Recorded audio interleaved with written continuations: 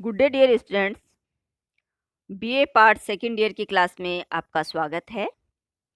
इस क्लास में हम चर्चा कर रहे थे सर्वोच्च न्यायालय पर, और अब तक हमने सर्वोच्च न्यायालय के न्यायाधीशों की नियुक्ति, उनकी स्वतंत्रता के प्रावधान, न्यायपालिका का क्षेत्राधिकार आदि बिंदुओं पर चर्चा की। आज हम न्यायालय के महत्वपूर्ण सिद्धांत न्यायिक पुनरावलोकन पर वार्ता करेंगे। संविधान द्वारा न्यायालय को संविधान का संरक्षक घोषित किया गया है।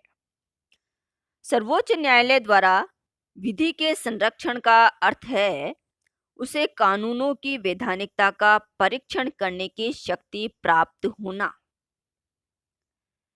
भारत की का उल्लेख उसके किसी भी उपबंध में नहीं किया गया है। संविधान के किसी भी उपबंध में परिवर्तन संविधान संशोधन की प्रक्रिया द्वारा ही किया जा सकता है। यद्यपि संविधान किसी विशेष उपबंध द्वारा न्यायालयों को विधियों को अवैधानिक ठहराने की शक्ति प्रदान नहीं करता, फिर भी वह शासन के विभिन्न अंगों पर निश्चित सीमाएं लगाता है। इन सीमाओं का किसी भी प्रकार से अतिक्रमण विधि को अवैधानिक बना देता है। न्यायालय अवैधानिक विधि को प्रवर्तित नहीं करेगा।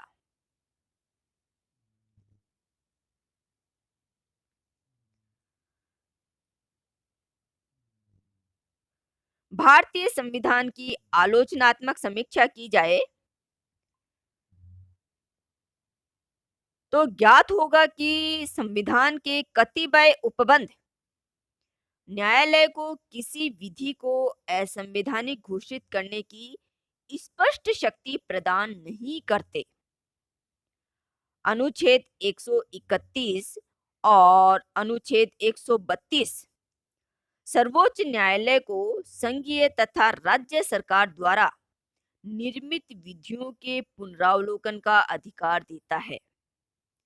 इसी प्रकार अनुच्छेद 13 तथा अनुच्छेद 32 सर्वोच्च न्यायालय को न्यायिक पुनरावलोकन का अधिकार प्रदान करता है।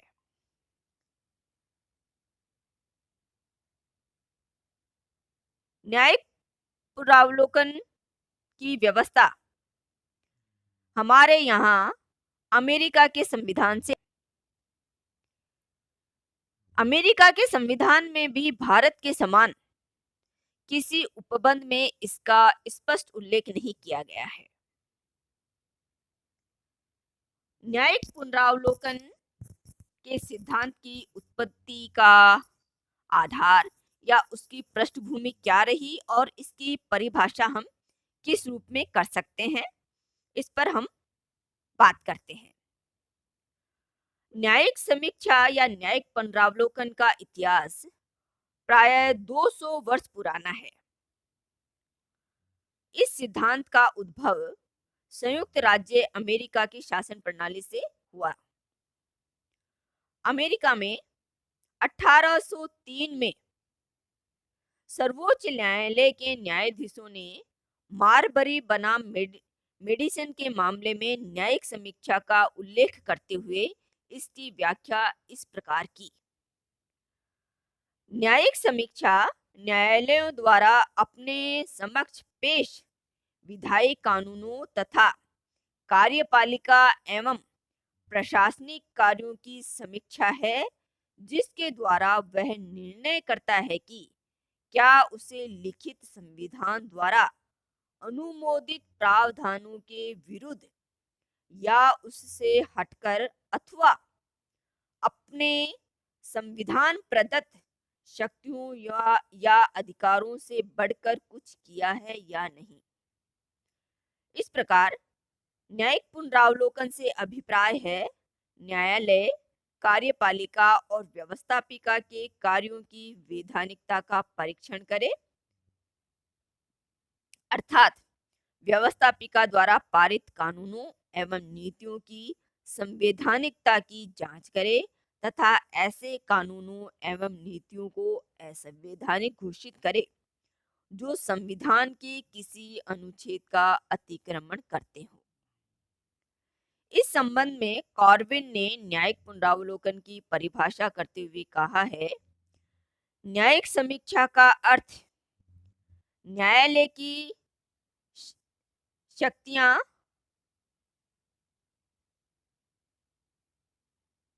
न्यायिक समीक्षा का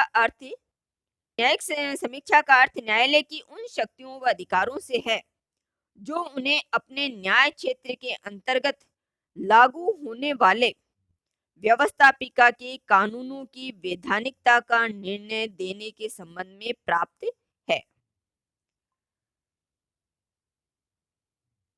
न्यायिक पुनरावलोकन के लिए कुछ शर्तें अनिवार्य है। इन्हीं शर्तों की उपस्थिति में न्यायिक पुनरावलोकन का सिद्धांत कार्यान्वित हो सकता है। ये शर्तें कौन सी है? पहले, लिखित तथा सुनिश्चित संविधान।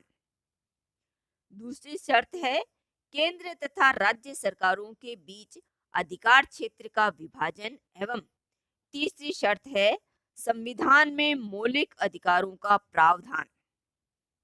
इस दृष्टि से भारतीय शासन विधान इन सभी शर्तों को पूरा करता है। अतः स्पष्ट और सुनिश्चित संवैधानिक प्रावधान के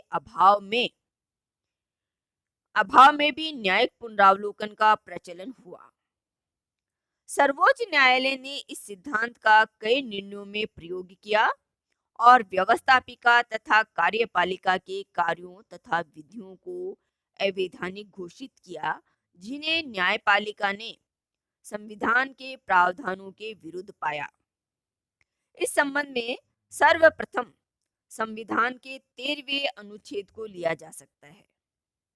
इस अनुच्छेद में यह प्रावधान है कि यदि किसी कानून द्वारा राज्य के हाथों नागरिकों के मौलिक अधिकारों का हनन होता है तो वह कानून अवैधानिक घोषित किया जा सकता है। कोई भी नागरिक जिसका मौलिक अधिकार अतिक्रमित हो रहा है वह सर्वोच्च न्यायालय के समक्ष अपनी शिकायत पेश कर सकता है।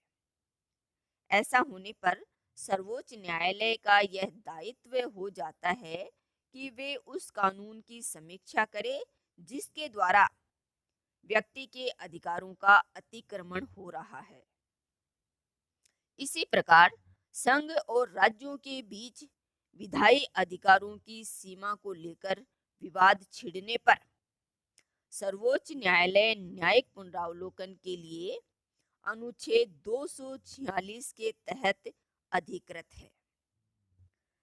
संविधान के अनुच्छेद 254 में यह प्रावधान है कि समवर्ती सूची के किसी भी विषय पर यदि किसी राज्य विधानसभा के द्वारा पारित कानून का संघ संसद द्वारा निर्मित किसी कानून से संघर्ष हो तो राज्य का कानून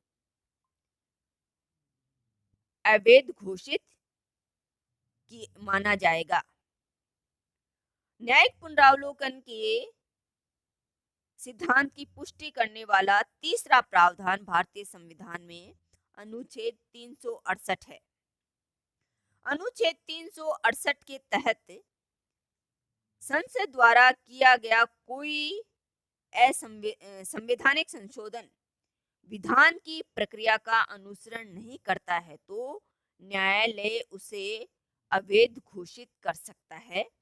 और अंत में अगर संविधान की व्याख्या को लेकर कोई मतभेद हो तो अनुच्छेद 32 के तहत इस संबंध में सर्वोच्च न्यायालय का निर्णय मान्य होगा। इस प्रकार सर्वोच्च न्यायालय अपने न्यायिक पुनरावलोकन के तहत कार्यपालिका की ऐसे कृत्यों और व्यवस्थापिका द्वारा निर्मित ऐसे कानूनों को अवैध घोषित कर सकता है जो उनके अधिकार क्षेत्र, उनकी सीमा क्षेत्र के दायरे से बाहर जाकर बने हो अथवा ऐसे कोई कानून जो नागरिकों के मौलिक अधिकारों का हनन करते हैं या संघ राज्य के संबंधों के निर्धारण हेतु किए गए शक्ति पृथक्करण के सिद्धांत का या शक्तियों के विभाजन के सिद्धांत का उल्लंघन करते हैं, ऐसे कानूनों को भी सर्वोच्च न्यायालय न्यायिक पुनरावलोकन के तहत अवैध घोषित कर सकता है। ये हुआ न्यायिक पुनरावलोकन और इसी के तहत न्यायपालिका का हमारा टॉपिक समाप्त होता है। नेक्स्ट वीडियो में हम कोई नया टॉपिक लेकर फिर उपस्थित होंगे। धन्यवाद।